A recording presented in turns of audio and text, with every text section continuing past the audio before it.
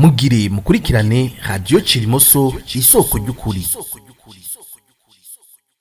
Turasubiye kubaramutsa tubaha n'ikaze nshuti bakunzi b'ibiganiro vya radio Cirimoso. Nk'uko mwabikurikiye mu ndwi iheze, nuno munsi tubandanya tubayagira ku bwicanyi bwakorewe abatutsi ubwa mbere mu Burundi mu mwaka w'igihumbi kimwe magana cenda na mirongo itandatu na gatanu. Muri kino gice ca kabiri turashishikara gushikiriza ingene ihonyabwoko ryakorewe abatutsi mu Burundi mu mwaka w'igihumbi kimwe magana cenda na mirongo itandatu na gatanu ryateguwe imbere y'uko rishirwa mu ngiro n'umuhari w'abicanyi ivyo bita mirise wa Paul Mirerekano. Turanagaruka ku buryo bwimbitse ku ruhara rw'intwaro y'igikoroni y'ababirigi mu minsi yayo ya nyuma hamwe no ku ruhara rw'u Rwanda rwa Kayibanda. Naho igisanzwe kizwi canibonekeje mu Burundi ari yicwa ry'abatutsi ryakozwe n'umugwi w'abicanyi washizweho na Paul Mirerekano, ntawo kwihenda ngo reka arasigura ingene ako karanda ko guhama ubwoko kashinze imizi atabanje gusigura ingene Burundi bwisanze bwacitse urubuga rugwanirwamo n'imigwi ibiri y'ivyumviro vy'amakungu vyatandukanya intwaro ijya nino kw'isi, uhereye na cane ku ntwaro zo mu bihugu vya rutura. Ivyo navyo bikaba vyari bibikurikira: ku ruhande rumwe intwaro ya gikominista yari ishingiye ku mugambi umwe rudende, ivyo bita demokrasi populaire. Ibihugu kizigenza muri uwo mugwi vyari leta zunze ubumwe bw'abasoviete, bwari bugizwe ahanini n'igihugu c'Uburusiya hamwe rero n'igihugu c'Ubushinwa. Ku rundi ruhande hari intwaro ishingiye ku mwidegemvyo w'ivyiyumviro biciye ku migambi myinshi, ivyo bita demokrasi liberale. Ibihugu kizigenza muri uwo mugwi ikaba ari leta zunze ubumwe za Amerika hamwe rero n'ibihugu vyo ku mugabane wa Buraya. Muri ivyo hakaba harimwo n'Ububirigi bwari busanzwe bukoronije Uburundi. Twokwibukanya ko ivyo bihugu vy'abakominista vyari mu vya mbere mu gusaba ko intwaro y'abakoroni irangira kuva mu mwaka w'igihumbi kimwe magana cenda na mirongo itanu na gatanu. Bikaba vyafatanya muri urwo rugamba n'ibindi vyise ko ataho vyegamiye muri politike. Mugaca mutahura rero igituma ibihugu nk'Ububirigi ivyumviro vya gikominista vyankwa bikanagwanywa. Ibica vyumvikana ko mu bihugu vyari mu buja bw'ababirigi uwugize ngo aravyura umutwe asaba ubwigenge baca bamwita umugesera w'umukominista. Uwugutuka ntagutorera hari n'abagirizwa ko ari abakominista kandi bafise akaranga kazira ubukominista. Akarero ni nk'umuganwa Rudoviko Rwagasore, kubera umugambi wiwe Iprona wasaba intahe yo kwikukira bidatevye. Ivyo navyo intwaro y'igikoroni y'ababirigi ikaba itabinezererwa, yaruhutse yise uwo mugambwe w'abakominista, kugeza naho Rwagasore umunsi umwe yabwiye Haruwa ati mbe muribagiye ko ndi umuganwa wo mu nda y'ingoma, nk'uko tuvyibutswa na Augustin Mariro mu gitabo ciwe yise Burundi 1965 première crise ethnique casohotse mu mwaka w'ibihumbi bibiri na gatanu, ngo aho bukereye kabiri hoho Uburundi bumaze kwikukira, leta y'Uburundi ikemanga ko leta iserukira Ubushinwa ari iburongoye kuva mu mwaka w'igihumbi kimwe magana cenda mirongo ine n'icenda. Iyo nayo ikaba yari iy'abakominista, n'ivyahuha vyaciye bihuhuka. Kw'igenekerezo rya 21 Kigarama umwaka w'igihumbi kimwe magana cenda mirongo itandatu na gatatu niho Uburundi bwungiye ubucuti n'Ubushinwa.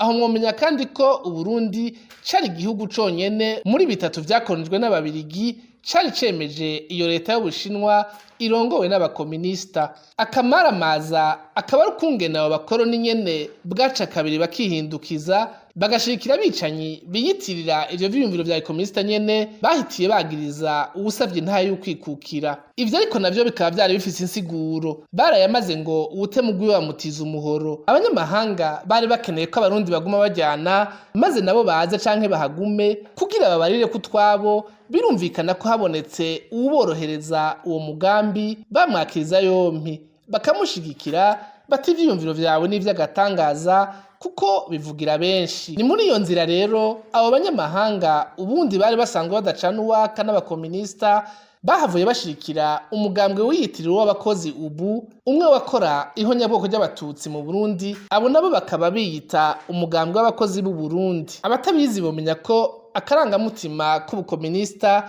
kari gashingiye kuri ako kajambo abakozi. Iki tuzokigaruka mu gihe igihugu kibanyi c'u Rwanda coco cafatwa ko ari mbanza guseruka mu Rwanda abakominista, kigafatwa kandi ko ari ca mbere mu gukiranuka, bivuga ko kirimwe abakristo benshi. Aho ushaka kumenya yohafata nk'amako ariyo siguro y'ukungene mu Rwanda ariho umugera w'amacakubiri ajana kwihonyabwoko wabanje gushurikira mu mwaka w'igihumbi kimwe magana cenda mirongo itanu n'icenda mbere ukanaherera imbere y'uko uja gushinga imizi mu Burundi aho wari wabibiwe rimwe muri ivyo bihugu ko ari bibiri. Ni naho nyene hari n'insiguro y'ukungene Paul Mirerekano n'abandi bene kuwuvomera bakanawubagarira barabiye mu Rwanda. Ico gihe hari intwaro irongowe na Gregoire Kayibanda na MDR Parimehutu yiwe, iyo nayo ikaba yarangwa no gutoteza ubwoko bw'abatutsi mu buryo bwose bushoboka. Ivyo kandi yanabibandanije kugeza ikombowe mu mwaka w'igihumbi kimwe n'amajana cenda na 73,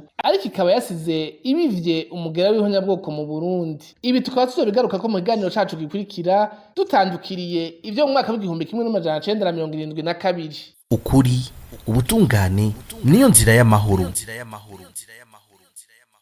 Mbega none injyane za Paul Mirerekano nabo bari kumwe mugambwe w'abadasigana Iprona zoba zavuye kuki? Umushinga ntahe Zeno Nicayenzi asanzwe ari nararibonye yari umugambwe w'abadasigana Iprona ico gihe aratwibutsa uko vyagenze. Mirerekano prétend voulait être le successeur de Rwagasore non pas comme conseiller général mais comme président. Les élections se passent quand le 14 septembre 1960. Mirerekano yashaka gusubira Rwagasore atari mu kibanza c'umuhanuzi ariko ari mukuru w'umugambwe. Amatora yaciye aba ku wa 14 Nyakanga umwaka w'igihumbi kimwe n'amajana cenda na mirongo itandatu na kabiri mw'ikoraniro ry'Imuramvya. Inzego nshasha z'umugambwe Iprona ziba ziratowe. Joseph Bamina niwe yatsinze aronse amajwi amajana 528. Uwamukurikiye yabaye Tadesi y'uyu munsi ku majwi amajana 280. Uwa gatatu aba Paul Mirerekano ku majwi 180.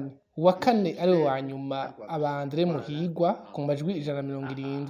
Mirerekano yabaye uwa gatatu ariko ararahira ararengwa ati sinshobora kuvyemera, ntegerezwa gusubira Rwagasore, ingorane ziba ziradutse. Mirerekano yavuga ko Rwagasore yamuraze umugambwe Iprona, abandi bati ntibikunda, habaye amatora hatsinda Bamina kandi ni watwara. Mirerekano ararahira ati ntibishoboka, Bamina n'umuhutu wanyu, ati jewe sindi umuhutu wanyu. Aho ni ingorane zose zavuye. Kwanka kwemera ivyavuye mu matora kwa Mirerekano kwadushikanye kure. Kuva uwo munsi yaciye ashinga komite nkuru yiwe, haca havuka uruhande rushikiye Mirerekano rwahavuye ruvamwo Umuromviya, nayo uruhande rushikiye Bamina Joseph nabwo ruvamwo Casablanca. Ibintu vy'u Burundi ntivyoroshe kuvangura. Abahutu babiri bariko baniganira uburongozi bw'umugambwe Iprona. Abantu batazi uko vyagenze bazobabwira ko Muhigwa na bagenzi we base ko Mirerekano atwara umugambwe Iprona kuko yari umuhutu. Sivyo na gato.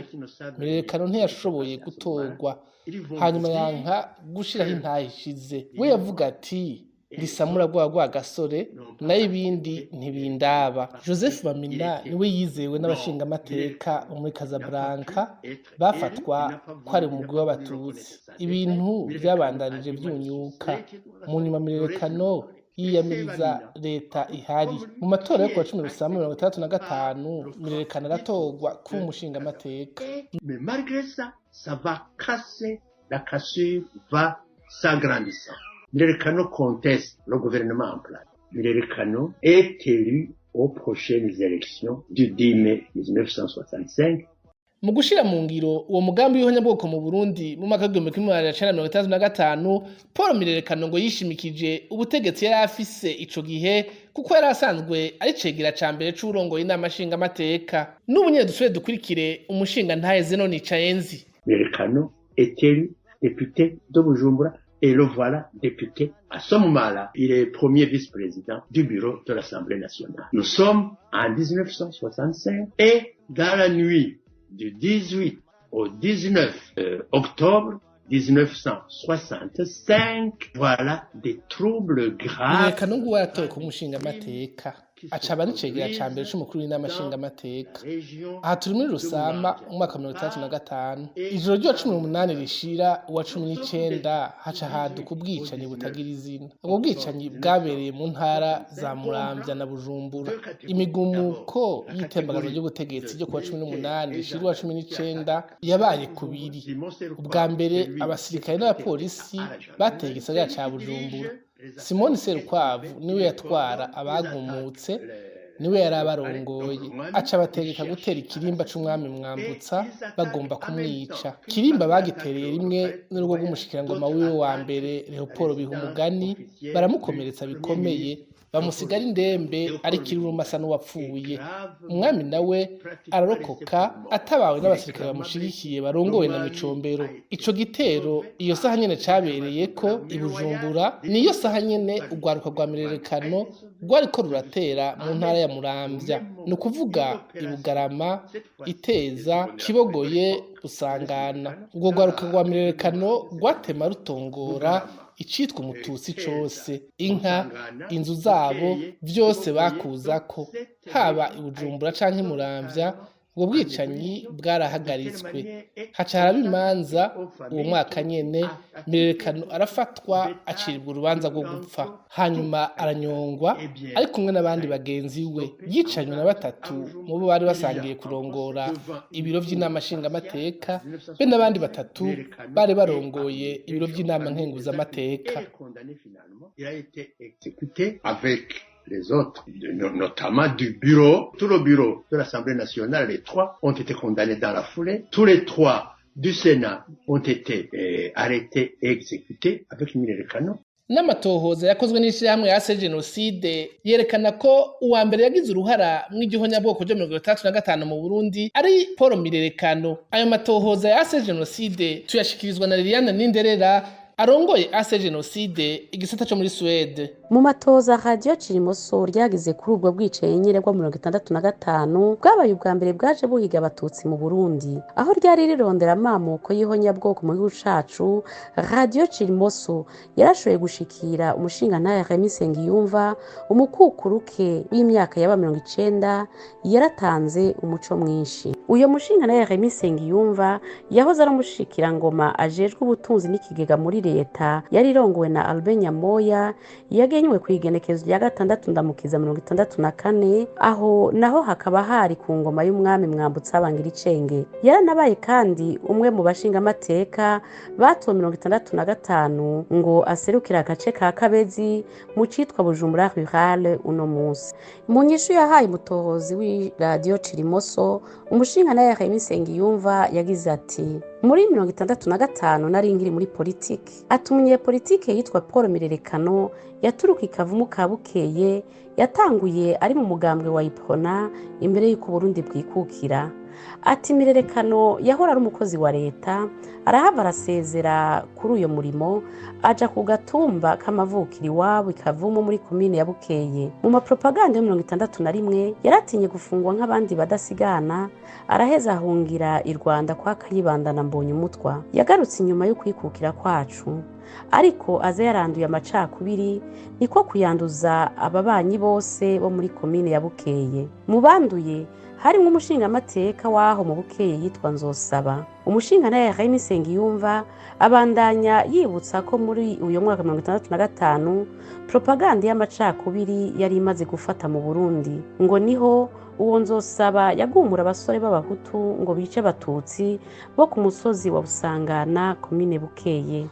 Uwo mukukuruke aramenyesha kandi ko ubwo bwicanyi bwamenyekanye butevye, ngo umusore witwa Tarsis Ntavyibuha yari commissaire d'arrondissement Imuramvya, ngo niwe yamanutse Bujumbura gusaba abasoda bo gutabara, ngo yasubiyeyo asanga bicanye bari hafi ya paroisse Bukeye. Intambara yo kugarura amahoro ngo yamaze indwi zibiri, ariko Uburundi bwari bwamaze kwandura amacakubiri. Arangiza amenyesha ko atabiheruro vy'abapfuye n'abahunze yatanze, agahimiriza uwo mushakashatsi ko yobirondera.